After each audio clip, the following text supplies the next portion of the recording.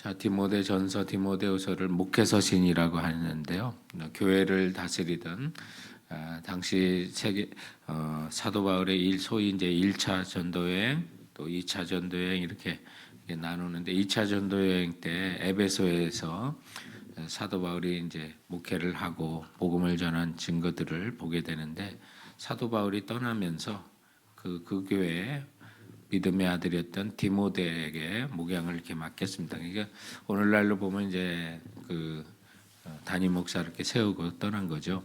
그래서 이 디모데가 이 에베소 교회를 목회하는데 그곳에 있는 여러 장로들이나 또 여러 교인들을 볼 때 좀 나이가 어린 척에 또 속했던 것 같아요. 그래서 말과 행실과 또 언어와 그 행동에서 또 하나님의 말씀 안에서 자라감이 정말 연소함을 나이가 적은 것을 업신여기지 않도록 목회할 것을 이렇게 권면하는 그런 내용이 있는데 어제는 이제 교회 안에서 이게 디모데전서 5장에서는 좀 연약한 자, 그래서 특히 과부 그리고 어떤 재혼의 가능성이 없고 또 부양의 의무가 있는 자녀들이 없는 그런 이제 과부들을 교회가 돌볼 것을 이렇게 명령하는 그런 말씀이 있어요. 그래서 어린아이나 또 가난한 자들을 친히 돌볼 것을 말하면서 이제 오늘 17절에는 거기에서 이어서 이제 교회 안에서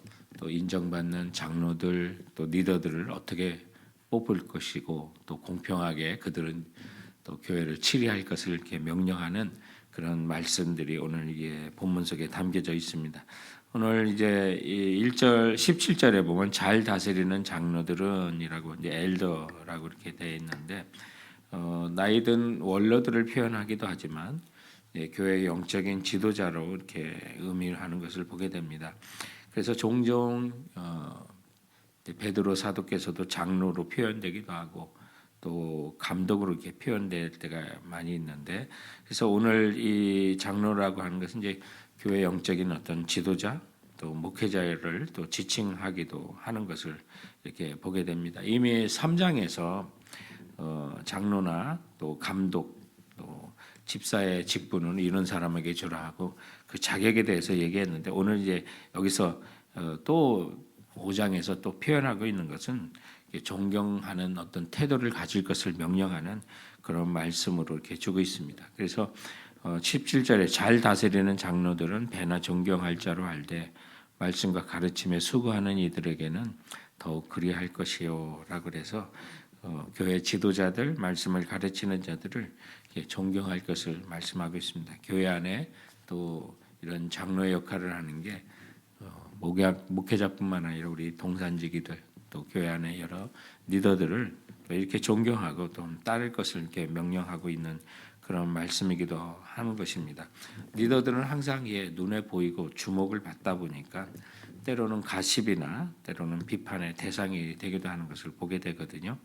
그래서 어제의 본문 속에서 사도 바울이 이 디모데에게 최대한 그런 것을 예방하기 위해서 믿음의 성장 또 진보를 늘 가질 것을 말씀하면서 자라가야 된다. 목회자들도 이렇게 말씀 안에서 자라가고 말과 행실과 사랑과 믿음과 정절에 있어서 모든 믿는 자들에게 교인들에게 본이 될 것을 이 앞에 있는 12절에 명령을 했었습니다. 그러나 때로는 이제 실제적으로 또 허물이나 죄나 실수들이 나올 수가 있는데 그런 경우 많이 이제 어려움을 주고 또 가십이 되는데 그런 유언비어 이런 것은 이제 참여하지 말고 두세 증인이 있지 않으면 그것을 진실로 받지 말 것을 이렇게 말씀하고 있는 게 있는데 이렇게 보면 근거 없는 어떤 소문들이 또 때로는 돌 때도 있고 또 그런 목회자들에게 오늘 어떤 표현을 하냐면 소의 입에 망을 씌우지 말라. 18절에 보면 성경에 일렀으되 곡식을 밟아 떠는 소의 입에 망을 씌우지 말라 하였다라고 해서 목회자들의 생활에 대해서 또 이렇게 사례를 할 것을 이렇게 명령하고 있는 말씀하고 있는 그런 본문이 되기도 합니다. 또 이어서 장로들에 대한 목회자들에 대한 고발이 두세 증인이 없으면 받지 말 것이요. 증거도 없는 일을 이렇게 무작정 이렇게 하는 것도 보게 되는데요.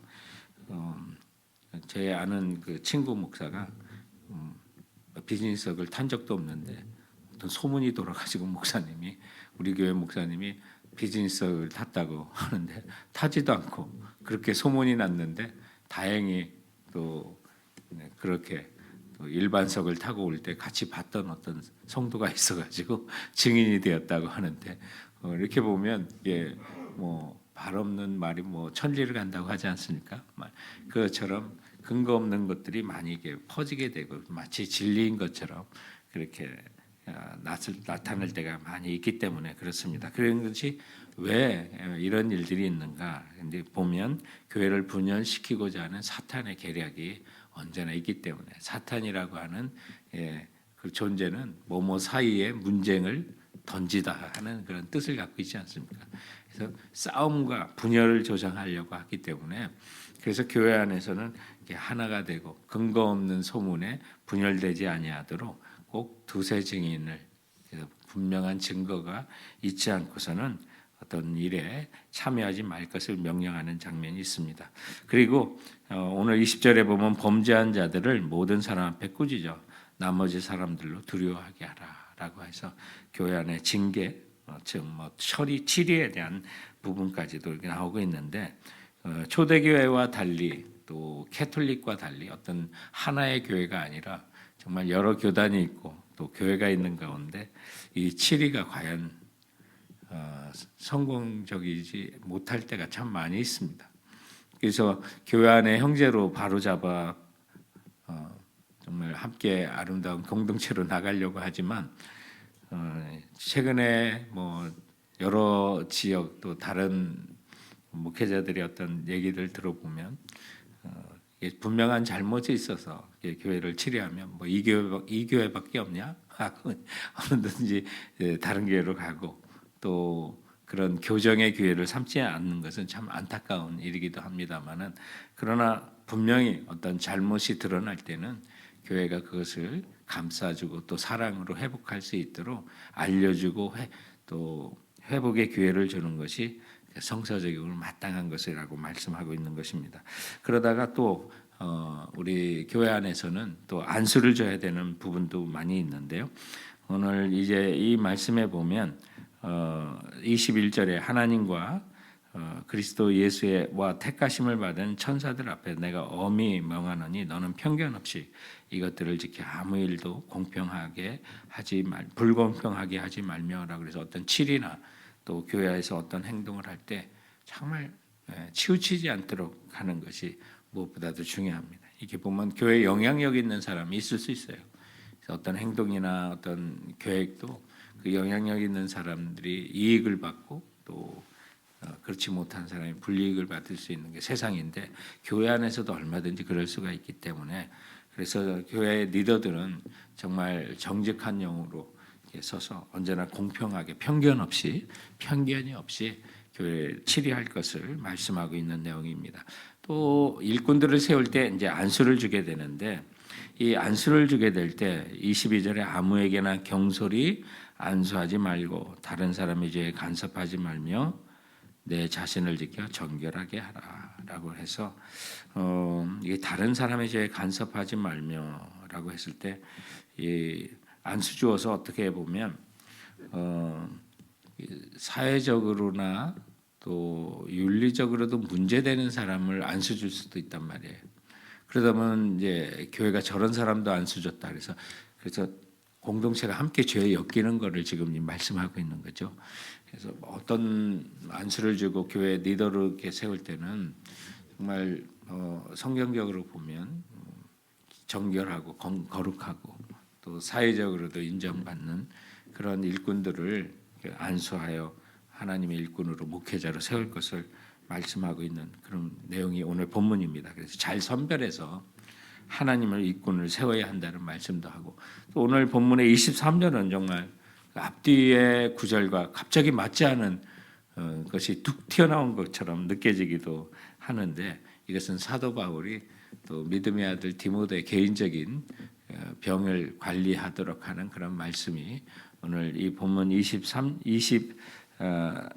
3절 가운데 등장합니다. 이제부터는 그래서 이제 교회를 치리하는 얘기를 앞뒤로 이렇게 하다가 갑자기 이제부터는 물만 마시지 말고 내 위장과 자주 나는 병을 위하여는 포도주를 조금씩 쓰라는 그런 말씀을 하게 되는데 여러분 우리가 뭐 성지순례를 가보신 분은 알겠지만 이 에베소라고 하는 것이 굉장히 큰 도시가 되겠고요.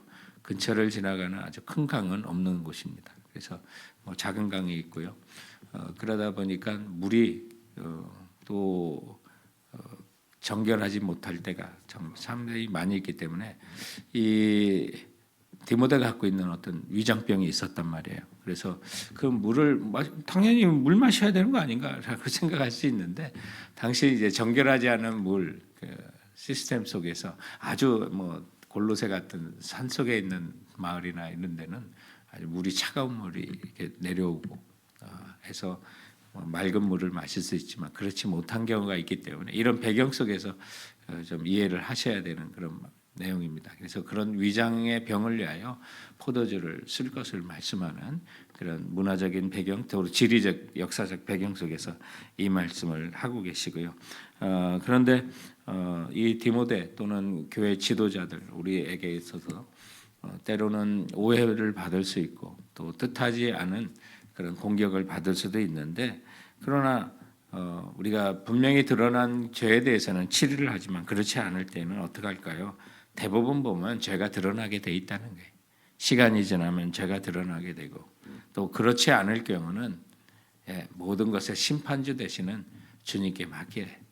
그러면 하나님께서 모든 것을 함께 하실 것이다 라고 하는 그 내용이 24절과 25절의 말씀입니다. 그래서 어떤 사람들의 죄는 밝게 드러나 먼저 심판에 나아가고 어떤 사람들의 죄는 그 뒤를 따르나니 어떤 죄가 있으면서도 지적을 하거나 또 교회 공동체 안에 문제를 일으킨 사람이 있다면 시간이 지남에 따라서 그 죄가 드러날 게 아닙니까? 또 그 일에 대해서 합당한 결과를 받는 심판이 뒤따른다는 거예요. 그러나 이와 같이 또 나쁜 일만 그런 것이 아니라 사실 성도 여러분, 우리가 좋은 일을 하고 선한 일을 했어도 그 선도 드러나게 되어 있는 겁니다. 사람들의 입을 통해서나 또 혜택을 받거나 도움을 받은 사람들의 그 말을 통해서도 그런 선악간의 모든 게 드러나게 돼 있다는 거죠. 그래서 좋은 일을 하고 선한 일도 이와 같이 밝게 드러난다는 거예요. 그러나 오늘 그 다음 말씀이 또 우리에게 중요합니다. 그렇지 아니한 것도 숨길 수 없느니라. 그러나 세상을 보면요, 우리가 어려운 일을 당하고 교회 안에 뭐 정말 힘든 일을 만날 때도 있어요. 나의 죄와 관계없이 무고함에도 불구하고 어려운 일을 당할 수 있어요. 그러나 모든 것이 시간이 되면 밝게 드러나고 죄도 드러나지만 그렇지 아니한 것도라고 해서 드러나지 않을 수도 있다는 것을 말씀합니다. 그러나 그것도 모든 것의 심판주 되시는 주님 앞에 숨길 수 없는 것입니다. 그리고 때가 되면 주님께서 모든 것에서 올바르게 판단하실 날도 있을 것입니다. 그날이 이 세상의 날이 아닐 수도 있습니다. 주님의 나라의 심판의 날로 드러나게 되는 것. 모든 것을 우리가 정말 주님을 얼굴을 대하듯 보던 낱낱이 드러나게 되니까 성도 여러분, 주님 오실 때까지도 참을 일도 있다는 거예요. 그러나 그것도 억울하지 않도록 정말 주님 앞에 모든 것이 풀어질 날이 있다는 사실을 기억하시기 바랍니다. 그리고 당시에는 또 신분 사회였기 때문에 예수 안에서 모든 사람이 공평한데 우리 주인도 예수 믿네? 너나 나나 형제요 자매야? 뭐 하면서 어떤 이런 신분 사회 속에서 또 믿는 자들이 다 형제 자매이기 때문에 오히려 업신 여기는 그런 일들이 있을 수 있기 때문에 오늘 그 다음 이제 6장 1, 2절의 말씀이 이런 공평한 사회 속에서 평등한 사회 속에서 서로 존경할 것을 명령하는 말씀입니다. 6장 1절에 보면 무릇 멍에 아래에 있는 종들은 자기 상전들을 범사에 마땅히 공경할 자로 알지니 이는 하나님의 이름과 교훈으로 비방을 받지 않게 하려 함이라. 믿는 상전이 있는 자들은 그 상전을 형제라고 가볍게 여기지 말고 더 잘 섬기게 하라. 이는 유익을 받는 자들이 믿는 자요 사랑을 받는 자임을 너는 이것들을 가르치고 권하라라고 말합니다. 여러분, 우리 그리스도 안에 있으면 모든 것이 자유인입니다.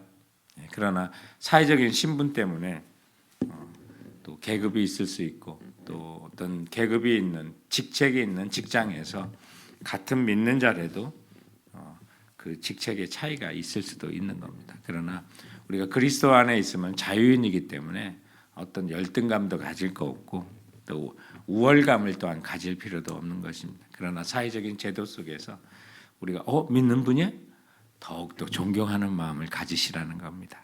그리고 또 나보다 더 아래에 있는 사람이라 할지라도 믿는 자 또한 서로 사랑하는 마음으로 이렇게 함께 섬긴다면 결국에 가서는 우리가 직책이 낮아도요 우리가 더 존경하고 또 직책이 높은 사람들 또 상전들을 잘 모시게 된다면 그 사람이 믿는 자요 결국 사랑받는 자라는 거예요. 누구한테요?